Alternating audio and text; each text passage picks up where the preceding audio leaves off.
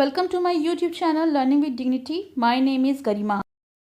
आज हम करेंगे class 10th English NCERT footprints without feet supplementary reader का chapter 9 Bholi and the chapter is written by K Abbas. भोली एक लड़की का नाम है जिसका नाम है सुलेखा और प्यार से लोग उसे भोली कहते हैं। फ्रॉम हर वेरी चाइल्डहुड भोली वॉज निगलेक्टेड एट होम। तो निगलेक्टेड मतलब जिस पर ध्यान ना दिया जाए या नज़रअंदाज किया जाए। बचपन से ही भोली को घर पर नज़रअंदाज किया जाता था, ज़्यादा ध्यान नहीं दिया जाता था। Why did her teacher take special interest in her. तो फिर उसकी टीचर ने उसमें खास रुचि क्यों दिखाई। Did Bholi measure up to her teacher's expectation. तो क्या भोली जो है वो अपनी टीचर की उम्मीदों पर खरी उतर पाई, पूरी कर पाई उन उम्मीदों को। चलिए चैप्टर पढ़ते हैं। Her name was Sulekha. तो उसका नाम सुलेखा था। But since her childhood everyone had been calling her Bholi. लेकिन बचपन से ही हर एक उसको भोली कह के ही पुकारते थे। भोली यानी सिंपलटन, एक साधारण व्यक्ति जिसे आसानी से बुद्धू बनाया जा सकता हो। She was the fourth daughter of numberdar Ramlal. तो रामलाल एक नंबरदार थे। नंबरदार होते हैं जो रेवेन्यू कलेक्ट करते हैं और फिर कलेक्ट करके गवर्नमेंट को देते हैं, एक तरह से सरकारी कर्मचारी। तो रामलाल की चौथी बेटी थी सुलेखा।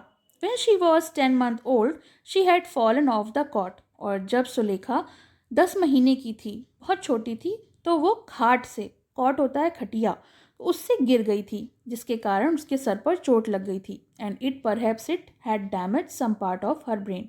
और यही कारण था कि शायद उसके दिमाग पर कुछ ऐसी चोट आ गई थी जिससे वो बुद्धू या थोड़ी सी कमज़ोर हो गई थी।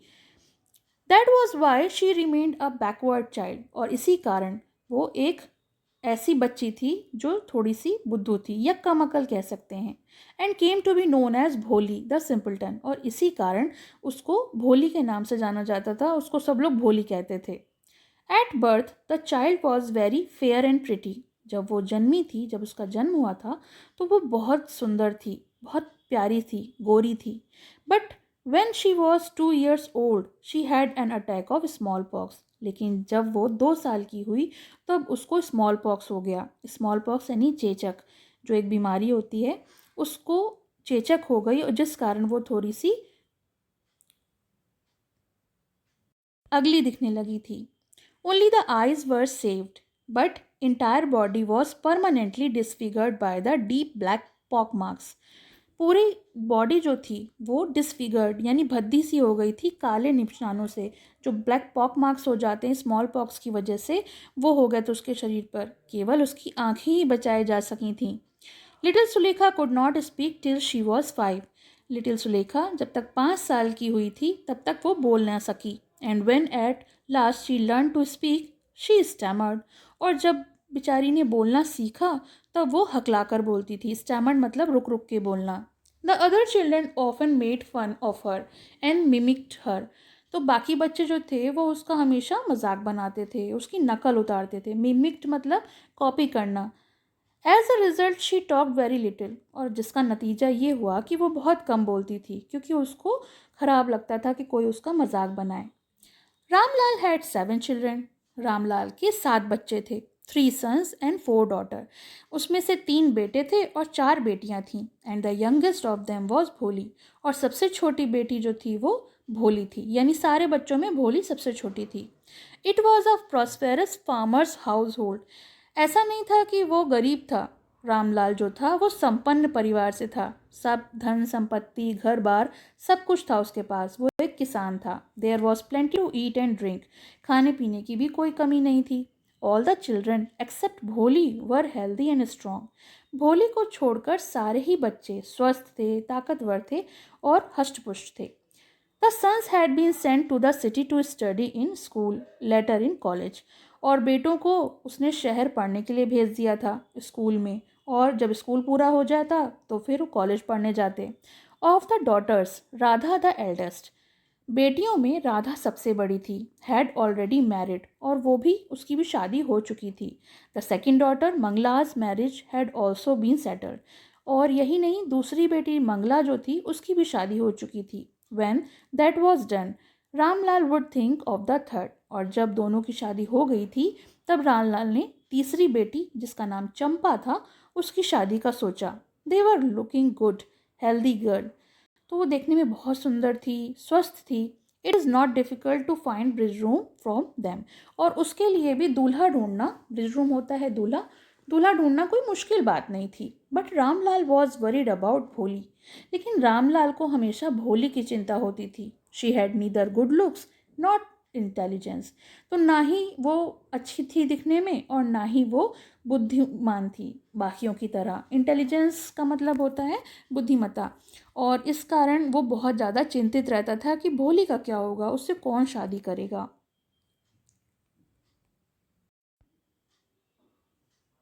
भोली was 7 year old when Mangala was married. तो दूसरी बेटी मंगला की जब शादी हुई थी तब भोली की उम्र 7 साल थी।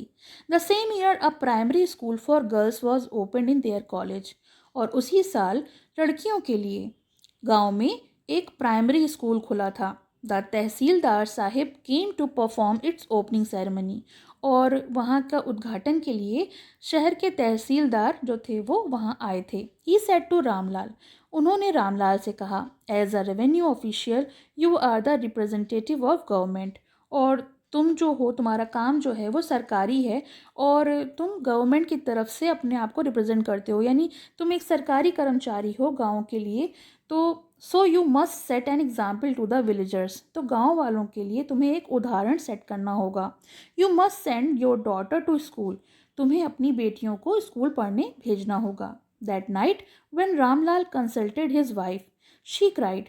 और उस रात जब रामलाल अपनी वाइफ से कंसल्ट कर रहा था, इस बारे में चर्चा कर रहा था, तो वो बोली, आर यू क्रेजी? क्या तुम पागल हो गए हो? If girls go to school you will be married, who will be married them? अगर लड़कियां पढ़ने जाएंगी स्कूल तो फिर उनसे शादी कौन करेगा? But Ramlal had not to courage to disobey the tahsildar. Ramlal में बिल्कुल भी साहस नहीं था कि वो तहसीलदार की बात को ना मानता, डिसोबे करता। At last his wife said. आखिरकार उसकी पत्नी ने कहा, I will tell you what to do. मैं तुम्हें बताऊंगी कि तुम क्या करो। सेंड भोली टू स्कूल। तुम स्कूल भेज दो भोली को।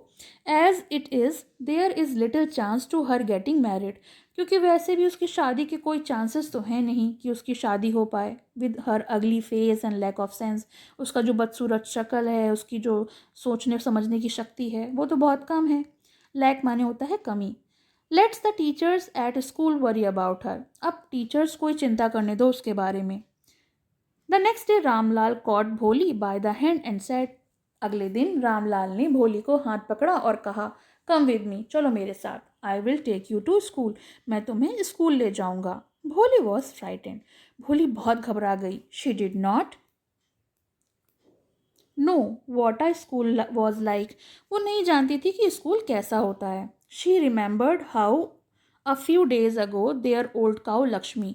उसको बस ये याद था कि कुछ दिन पहले उसकी जो बूढ़ी गाय थी, जिसका नाम लक्ष्मी था, had been turn out of the house and sold. उसे घर से निकाल दिया गया था और बेच दिया गया। No no no no, she shouted in terror. अब वो घबरा कर चिल्ला रही थी, नहीं नहीं, मुझे नहीं जाना। She pulled her hand away from her father's grip. और ये कहकर उसने अपना हाथ जो था, हाँ, अपने पिताजी के हाथ की ग्रिप, ग्रिप होती है पकड़, से छुड़ा लिया। What is the matter with you you fool? Shouted Ramlal. अब रामलाल जो था वो चिल्लाया, क्या बात है बेवकूफ़? I am only taking you to school. मैं केवल तुमको स्कूल लेके जा रहा हूँ। Then he told his wife. फिर उसने अपनी पत्नी से कहा, let her wear some decent clothes today. आज इसे कुछ अच्छे कपड़े पहनाओ। Or else what will teachers and other school girls think of us. नहीं तो फिर आज जो मैं लेके जाऊंगा तो वहाँ के जो टीचर्स हैं और बाकी स्कूल की लड़कियां हैं वो हमारे बारे में क्या सीखेंगी, सोचेंगी। व्हेन दे सी हर, जब इसको देखेंगी तो फिर हमारे बारे में क्या सोचेंगी कि हम इसका ख्याल नहीं रखते। New clothes had been never been made for Bholi. अब भोली के लिए कभी भी नए कपड़े नहीं बनवाए जाते थे। The old dresses of her sisters were passed on to her. जितने भी पुराने कपड़े होते थे वो उसको दे दिए जाते थे। जो भी बहनें पहन के छोड़ती थीं वही उसे पहना दिए जाते थे। क्यों? क्योंकि भोली सबसे छोटी थी और उसकी बहनों के कपड़े जो बचते थे वही वो पहन लेती थी। No one care to mend or wash her cloth. और ना ही किसी को कोई परवाह थी कि वो उसके कपड़े धोते या सही करते। But today after many washing, लेकिन आज तो भाई उसको किस्मत से बढ़िया कपड़े पहनने को, साफ़ सुथरे कपड़े पहनने को मिल गए थे जो श्रंक हो गए थे। श्रंक मतलब सिकुड़ गए थे बहुत धुलाई के बाद। नो लॉन्गर फिटेड चंपा, तो तीसरी बेटी जो चंपा थी उसके कपड़े जो सिकुड़ गए थे, जो चंपा को नहीं फिट होते थे, वो आज भोली को पहनने के लिए मिल गए थे। She was even bath and oil was rubbed, अब आज तो उसको नहलाया गया था, तेल लगाया गया था उसके सूखे बालों में। मैटेड हेयर मतलब उलझे हुए, जो टैंकल्ड हेयर होते हैं उसे कहते हैं उलझे हुए बाल। सूखे उलझे से बाल थे बेचारी के, तो उसके बालों को धोया गया, फिर उसमें तेल लगाया गया। Only then did she begin to believe that she was being taken to a place better than her home, तब जाकर भोली को ये विश्वास हुआ कि उसको अपने घर से ज़्यादा अच्छी जगह ले जाया जा रहा है। When they reached the school, the children were already in their classrooms. और जब वो लोग स्कूल पहुँचे तो बच्चे अपने क्लासरूम में पहले से ही मौजूद थे। Ramlal handed over his daughter to the head mistress, और रामलाल अपनी जो बेटी थी उसको हेड मिस्ट्रेस को सौंप कर वहाँ से चला गया। लेफ्ट अलोन मतलब अकेला छोड़ गया। The poor girl looked about her with fear laden eyes, अब वो बेचारी लड़की जो थी वो डरी हुई आंखों से अपने चारों तरफ देख रही थी। देयर वर सेवरल रूम्स, काफ़ी सारे कमरे थे। And each rooms girls her squatted on mats, और जो हर कमरा था वो उस कमरों में लड़कियां जो थीं वो चटाइयों पर बैठी थीं।